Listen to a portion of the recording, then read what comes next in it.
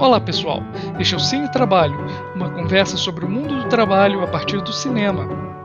Este podcast é realizado pelo TRAB 21, grupo de pesquisa vinculado ao programa de pós-graduação em Direito da Universidade Federal do Rio de Janeiro. Eu sou Rodrigo Carelli, professor coordenador do grupo, e hoje vou conversar com o Pepe Chaves, professor da PUC Minas e do programa de pós-graduação da Faculdade de Direito da UFMG.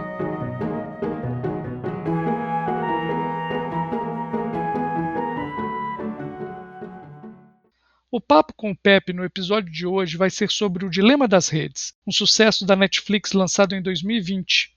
O filme foi dirigido por Jeff Orlovsky e se desenvolve em duas frentes. Entrevistas com personagens importantes da indústria das plataformas, que ajudaram a formatá-la do jeito que ela é hoje, como Tristan Harris, da Google, e Tim Kendall, da Facebook e Pinterest, além de estudiosos importantes como Jaron Lanier e Shoshana Zuboff. As entrevistas são entremeadas por uma ficção que ilustra a atuação dos algoritmos e sua influência nos membros de uma família estadunidense. Atenção, a ideia é dar muitos spoilers. A lot of people think Google's just a search box and Facebook's just a place to see what my friends are doing. What they don't realize is there's entire teams of engineers whose job is to use your psychology against you. A pretensão do filme é alertar sobre o perigo para a vida das pessoas, para a sua intimidade e também para a democracia, devido ao poder e controle exercidos pelas plataformas. São sobre essas questões aplicadas ao trabalho que vamos discutir hoje. Olá, Pepe. Que prazer ter você aqui com a gente. Oi, Rodrigo. Prazer é todo meu. Parabéns por essa iniciativa. O podcast é muito interessante e desperta na gente outras formas de conhecimento e de raciocínio. Parabéns pela iniciativa. Obrigado, Pepe. Então, já vamos direto aqui. Por que você escolheu esse filme, O Dilema das Redes, Pepe? Eu pensei nele, embora ele não tratasse diretamente do trabalho, né, da questão do trabalho, mas ele trata, sim, do trabalho. A questão mais fundamental que hoje nós estamos deparando num trabalho, que é toda essa manipulação algorítmica, né? O condicionamento, a questão dos dados, todo esse novo mundo, e que tem forte aplicação, né, no mundo do trabalho, né? O impacto no consumo é tão grande como no trabalho. Em determinados aspectos, o impacto das redes no trabalho é maior ainda que no consumo, né? Eu não sei se no consumo tem alguns impactos que a gente pode criticar, mas a gente percebe mais questões que são interessantes para o consumidor, né? Mas no mundo do trabalho, as redes, a gente não está enxergando ainda esses benefícios, embora eu possa imaginar que possa existir, mas a gente não está enxergando ainda esses benefícios. É muito, muito legal mesmo trazer esse filme. É um filme que está sendo muito comentado, muito visto, e que traz uma crítica muito grande, né? Um alerta, diríamos assim. E justamente a questão do trabalho não é abrangida diretamente pelo filme. Então, quando você me propôs isso, em princípio eu fiquei assustado com essa proposta, mas depois você me convenceu realmente que tem tudo a ver. A questão, é uma das grandes questões da nossa época, a questão desse dilema das redes, né? Como as redes sociais elas têm uma influência direta sobre o nosso modo de vida e inclusive o modo de trabalho. Então, parabéns pela escolha, porque realmente é uma escolha amplamente acertada. Qual que é a primeira questão que você gostaria de tratar, Pepe? Não, é justamente do próprio, vamos começar pelo nome do dilema social, dilema das redes, né? E que nos apresenta também um falso dilema, que no mundo do trabalho, que é um falso dilema, um dilema que se cria entre o consumidor e o trabalhador, né? Um sistema que possa aparentar ser bom para o consumidor, né? E ruim para o trabalhador, e se ele for bom para o trabalhador, ele vai ser ruim, vai custar caro para o consumidor, né? Então, a primeira questão é esse dilema. O filme não deixa em aberto as questões, né? Muitas que apresenta, ele não dá assim, muitas alternativas, isso, várias críticas que a gente vê nesse sentido, mas também não sei se eles poderiam apresentar alternativas, né? Se nós temos alternativas nesse mundo. É muito difícil, né? Então, eu acho que a primeira questão é essa. Não há, é um falso dilema esse entre consumidor e trabalhador. Da mesma forma, Rodrigo, né, que nós sabemos que é um falso dilema aquela questão, o direito ao trabalho, né? Sim. Ou seja, é uma proposta que inviabiliza a existência do direito ao trabalho, porque se você coloca essa falsa alternativa entre direito e trabalho, né, você inviabiliza o direito ao trabalho. E nós sabemos que trabalho sem direitos, juridicamente, nós tivemos aqui no Brasil até 1888, né? E tinha um nome, que era trabalho escravo, né? Então, trabalho sem direito é isso. A gente não pode denominar de outra forma. É muito bom ter colocado isso, Pepe, porque o consumidor, ele é um trabalhador também, né? Então, essa tentativa de divisão entre um ser que, em verdade, é um só, né? É uma coisa pérfida. Inclusive, a gente pode dizer, e isso é muito utilizado. Nós estamos vendo, nós gravamos aqui antes da votação na Califórnia, da tentativa da Uber e outras plataformas de fugirem da regulação trabalhista, né? Essa tentativa de fuga em uma votação, as plataformas investiram maciçamente algo em torno de R$1 bilhão, e esse investimento vai para convencer os consumidores de que precisa que os trabalhadores não tenham direitos para que o serviço continue a ser prestado. Então, isso é uma ilustração dupla, talvez, do filme. Uma primeira questão em que realmente há uma oposição, uma colocação desse dilema que você colocou aí na vida real, ele é utilizado na prática para tentar diminuir os direitos dos trabalhadores, e, em segundo lugar, todo o poder das plataformas, que é o que trata o filme, né? Toda uma organização para dominar a sociedade, né, com todos os riscos, seja para a privacidade, seja para a democracia, seja também para os direitos sociais. Exatamente. É a questão, né, que a gente sempre debate e que é contida no debate da proteção de dados, na LGPD, né, que o debate se transformou num debate muito dominado por privatistas, né, que manejam bem esses conceitos e defendem bem a privacidade com toda a razão. Claro que ninguém aqui está dizendo, mas só que é uma visão unilateral, né? É uma visão de que a proteção de dados ela se restringe à privacidade das pessoas, né? Ou então, quando muito, as pessoas ficam preocupadas com um cracker, né, que vai captar seus dados para entrar na sua conta bancária, no cartão de crédito, né? Mas não é esse o tema da LGPD, né, como nós sabemos. Isso daí é uma questão importante, claro, né? É claro que é importante. A gente tem que se cuidar contra isso. Mas, do ponto de vista jurídico mais amplo, político, social, econômico, né, a questão você disse muito bem uma vez, é uma questão de poder, é a questão da cláusula democrática que está em jogo, né? E no trabalho, a questão de precarização assim exponencial das condições de trabalho, da remuneração.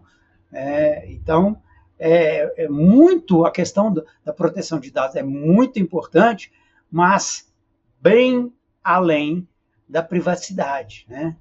Sim, é realmente, você bem disse aqui no começo, né? Então são privatistas que estão olhando isso como se fosse uma questão somente de privacidade, mas o Jaron Lanier já dizia, já há anos, ele dizia, olha, a coleta de dados vai muito além disso.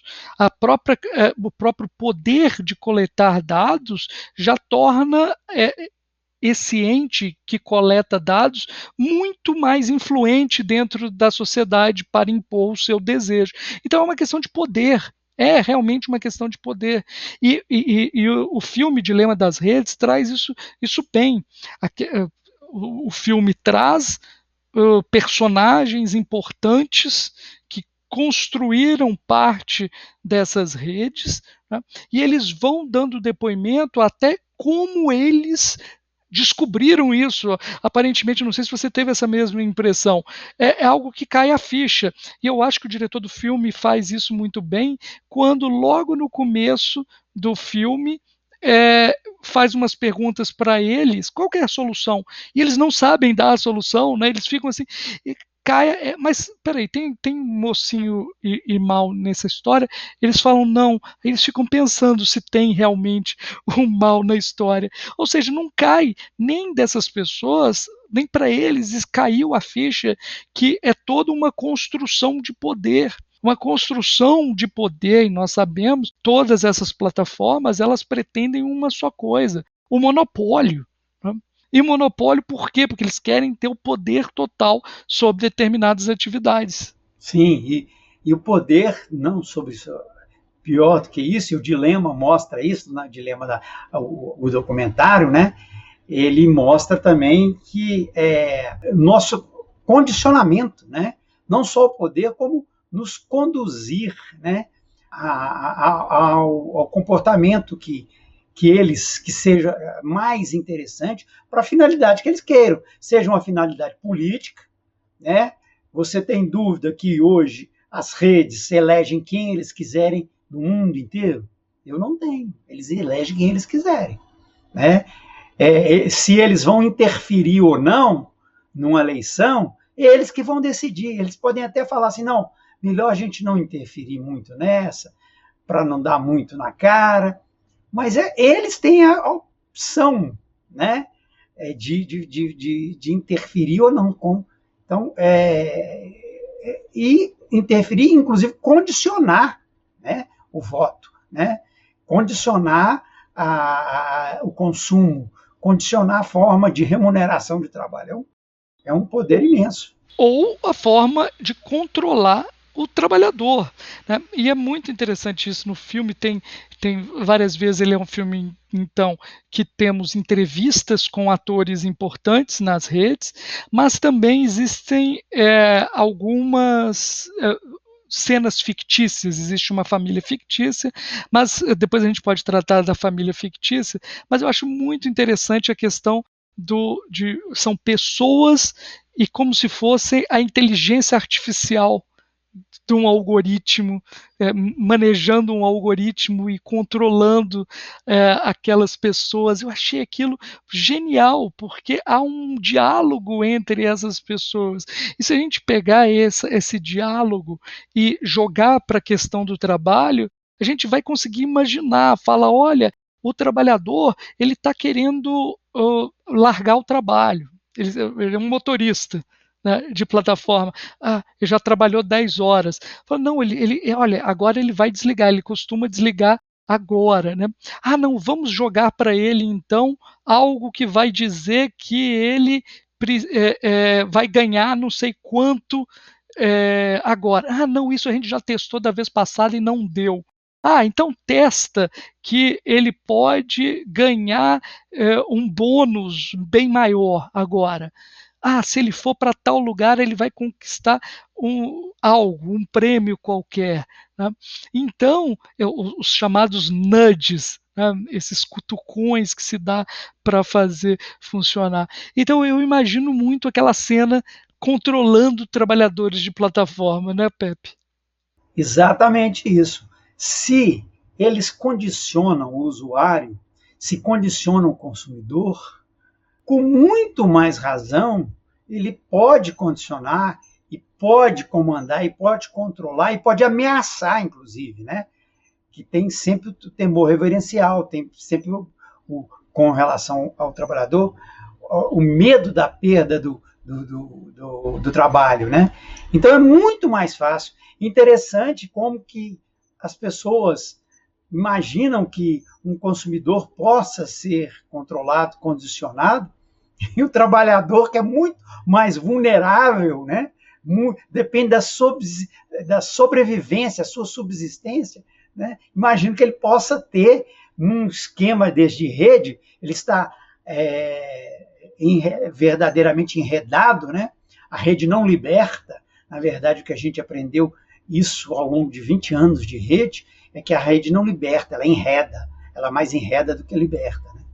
Então, e essas estratégias são estratégias, inclusive, além de sempre aquela ameaça velada, né, nunca explícita, de que ele pode vir a perder o trabalho, a sobrevivência dele, tem técnicas de gamificação, né? A gente percebe como todo mundo é viciado nas redes, né? Aquele menino que é viciado, né? Todos nós somos viciados na rede, né? Então, vicia no trabalho, né? E o vício do trabalho não é saudável, né? Trabalhar é saudável, mas vício do trabalho não é saudável. É muito, muito o filme, então, nessa parte fictícia que ele tem esse menino que a mãe promete algo para ele, eu acho que é um conserto da tela quebrada do celular dele, promete que vai trocar se ele conseguir ficar um tempo sem acessar a rede, acessar o seu celular, e aquilo vai se tornando cada vez mais uma angústia para ele, né? Então mostra que realmente pesquisas mostram, né, Pepe, que a tela e as redes, elas têm um vício parecido com o de drogas, o de açúcar, não é? Não, mas não tem dúvida. Tenta tirar de um adolescente, e às vezes de nós mesmos, o celular, né, dos filhos nossos que vão para a mesa e não conseguem tirar, e almoçar sem o celular ao lado, né? É um vício, assim, é muito forte, né? E uma coisa, então, trazendo de novo aqui para a questão do trabalho, quando você coloca o instrumento smartphone como a principal via para o trabalho, ou digamos assim, um principal instrumento para conseguir um trabalho, você está incluindo esse trabalhador nessa parte viciante, né? Você então coloca como essencial para a vida do trabalhador ele ter essa prótese, que é uma prótese hoje, né? Todos nós carregamos isso para onde, se a gente não está com isso, nós consideramos que está faltando uma parte do nosso corpo, o que demonstra que realmente é uma prótese, só não está ainda implantado na gente, né? Lembrando o McLuhan, né? Os meios de comunicação são extensões do ser humano, são próteses mesmo, né? Como você está falando. Isso aí, McLuhan já dizia, né? Os meios de comunicação e os meios de transporte como extensões do ser humano, né? Certo? Então, aí se você obriga, então, o meio pelo qual a pessoa consegue trabalho hoje, principalmente aqueles de baixa renda e nenhuma qualificação, por meio das plataformas, você está quase que obrigando a pessoa a ter essa prótese. E obrigar essa pessoa a ter essa prótese, e algumas tentativas durante a pandemia também, em alguns países, de controlar as pessoas por meio de celulares, indica isso, um caminho extremamente perigoso que filmes como O Dilema das Redes nos chamam a atenção. Quem que está com o poder? Quem que vai ter o poder com essa coleta de dados? Porque não é só coleta, você falou muito bem, Pepe. A questão toda, e principalmente aquela discussão sobre algoritmos preditivos, né, muito mais do que ser preditivo, um algoritmo atualmente, ele é condicionante, usando essa palavra que você fez, não é mesmo? Você não consegue prever algo do futuro, mas com base em alguns dados, você pode condicionar numa alteração de comportamento. Exatamente, você pode manipular. A manipulação é mais forte do que a predição. A capacidade de predição é boa, é razoável, mas o que choca mesmo é a capacidade de manipulação, de condicionamento, né? De efeitos, vamos dizer, pavlovianos, né? No ser humano, né? Nos transformar, todos nós, em ratinhos de laboratório, às vezes eu falo ratinhos skinnerianos, né? Todos nós somos ratinhos, né?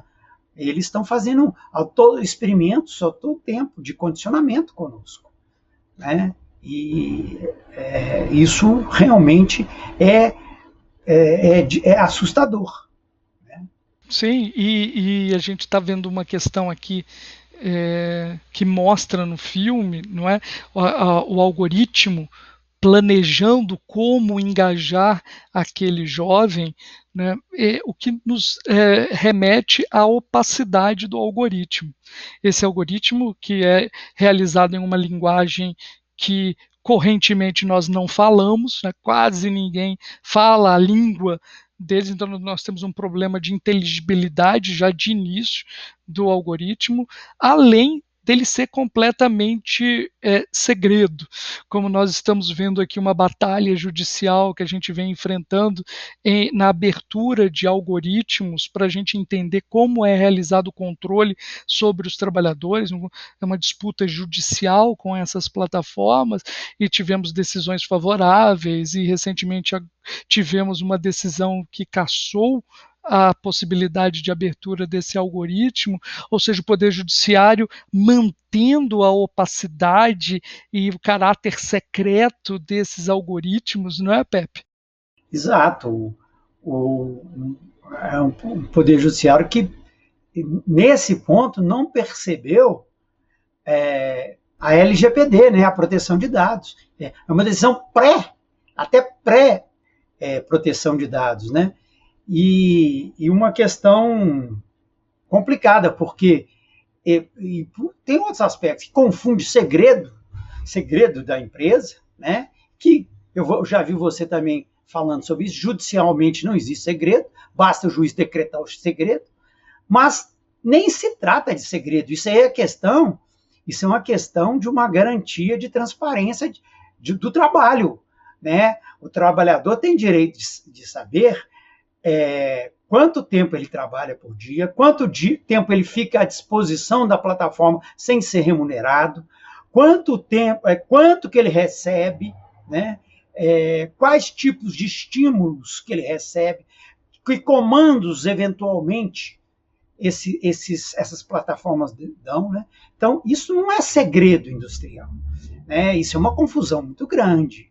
Isso é manipulação de ordenação de seres humanos, né? Isso não pode ser segredo, né?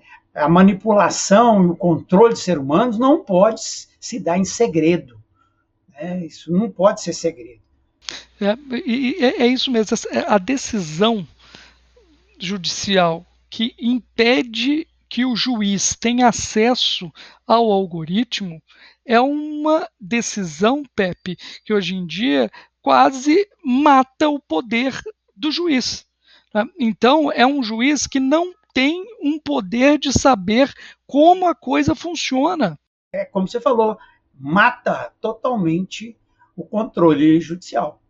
Então, o Poder Judiciário não tem acesso e não existe possibilidade de opor-se segredo ou sigilos ao Poder Judiciário, né? Obviamente, o Poder Judiciário pode decretar o segredo de justiça, ou seja, em relação às demais pessoas, né? Mas as pessoas da parte temos vários problemas, o problema de ampla defesa, contraditório, né? E mais, há aí então a criação de entes soberanos dentro do Estado. E é uma das questões que o dilema das redes nos traz. A acumulação de poder faz com que haja perigo para a sociedade democrática. Então, você decretar um segredo como inalcançável pelo Poder Judiciário ou pela parte adversa é algo que afeta o Estado democrático de direito. Então, aqui nós estamos com um problema muito grande. Eu sugeriria que fosse visto o dilema das redes, para conseguir entender em que mundo nós vivemos, como você disse, orientado a dados. Nós estamos assim, o mundo é assim hoje em dia. Querer entender o poder hoje ainda é utilizado com as formas de utilização de poder do século XX ainda são utilizados, ainda é utilizado o porrete, é utilizado ainda a polícia, é utilizado ainda a mentira, são coisas que não são tão novas. Mas a organização por meio de algoritmos, de processamento de dados com inteligência artificial, com aprendizado de máquina, isso é algo que está acontecendo o tempo inteiro. Aí a gente vai para a questão do teletrabalho, né, Pepe? É uma sociedade orientada a dados, né? Sim, e isso eu queria tratar contigo. Como você vê essa questão do teletrabalho não estar sujeito a controle de horários? Isso daí para mim, é uma norma. Eu me parece que está caminhando nesse sentido a interpretação. É uma norma que já nasceu ultrapassada, né? Porque não existe esse teletrabalho mais, que poderia um típico trabalho a domicílio, né? E no trabalho a domicílio, às vezes as pessoas falam, tem liberdade de horário, liberdade de assiduidade, né? O trabalho a domicílio típico, desde 1943, o trabalhador tinha total liberdade. Inclusive, falou assim, olha, hoje eu não vou trabalhar. Porque o chefe não tinha como controlar o trabalho dentro da residência, mesmo porque, olha, que tem uma questão constitucional interessante. Você fazer home office com controle, e a Constituição diz que a residência é o asilo inviolável do cidadão, né? Como é que é isso? Como é que fica esse asilo que é violado o tempo todo, né? Então, nossa, são tantas questões que suscita essa questão do home office, né? E dessa norma que já nasceu ultrapassada, né? Ou seja, talvez ela seja uma norma num sentido que hoje nem isso na época que eu estudava direito constitucional, que eu usava norma programática, que isso hoje está fora de moda, né? Mas uma norma programática no sentido, olha, trabalho em casa não pode ter controle. É uma ordem ao empregador, que não pode controlar o trabalho em casa, né? Se ele quer optar por o trabalho home office, né? Mas por quê? Porque o que acontece? Em vez de você trabalhar em casa, você passa a morar no trabalho. É uma inversão. Então, é uma questão muito séria. Então, a reforma trabalhista foi muito ruim, né? Em vários aspectos, ou quase todos. Um aspecto ou outro a gente pode salvar. Mas, com relação ao teletrabalho, foi um tratamento, não tinha jeito de ser pior. Sim, você tratou muito bem aí. É uma norma realizada sob pretexto de tratar com uma novidade no âmbito do trabalho, mas regulada com maldade, mas não só com maldade, mas com o olho no retrovisor, tá? Não conseguindo compreender realmente, agora na pandemia nós entendemos isso muito bem, que realmente, como você disse, as câmeras estão invadindo a nossa casa. Igual nós estamos aqui, eu estou vendo a sua casa, você está vendo a minha casa, mas o nosso empregador está vendo a gente, a todo tempo nós estamos conectados às redes, e isso é uma questão importante. E o empregador algoritmo, ele conhece muito melhor do que o chefe algoritmo, do que o chefe pessoa física. Ele não te vigia 24 horas por dia, ou vamos dizer a jornada, 8 horas por dia, cada segundo, cada milissegundo. Não. Ele olha para você de vez em quando. O chefe algoritmo te vigia a cada milissegundo. E extremamente rígido, além disso. Qualquer vacilo, ele não só te vigia, como ele aponta todos os vacilos que você tem. Todos estão registrados, não passa a mão por cima de ninguém. Até aquela questão dos trabalhadores da Amazon, controlados passo a passo, milímetro por milímetro dentro dos galpões, o que leva até uma discriminação contra trabalhadoras gestantes, porque as trabalhadoras gestantes produzem menos, têm mais pausas por conta da sua condição, e os algoritmos apontam aquilo, né? Sim, porque conseguem mensurar isso de uma precisão absurda, né? E o que eles fazem? Medem todos, percebem aqueles que têm maior rendimento, né? Que não é a média, e colocam como meta para todos. E causam, isso é um assédio organizacional, né? Absurdo, porque você não é uma meta que não é humana, né? Não é a média humana, é uma média sobre-humana daqueles trabalhadores que têm uma capacidade maior que os outros. Tem um ponto que eu também gostaria de falar contigo, porque eu lembrei agora, a partir do momento em que a gente começou a falar de reforma trabalhista, e como a reforma trabalhista ela é uma reforma que foi bem ruim, e eu digo até não é só para os trabalhadores, não, para os empregadores conscientes, aquilo também não tem como dar certo aquilo. Mas, além disso, indo para além disso, de uma análise subjetiva da própria reforma, a reforma, ela, sob pretexto de modernizar a relação trabalhista, o que ela menos fez foi modernizar o olhar sobre as relações trabalhistas do século XXI. A gente pode pegar vários aspectos, mas eu gostaria de trazer um aqui que tem a ver com o que nós estamos conversando.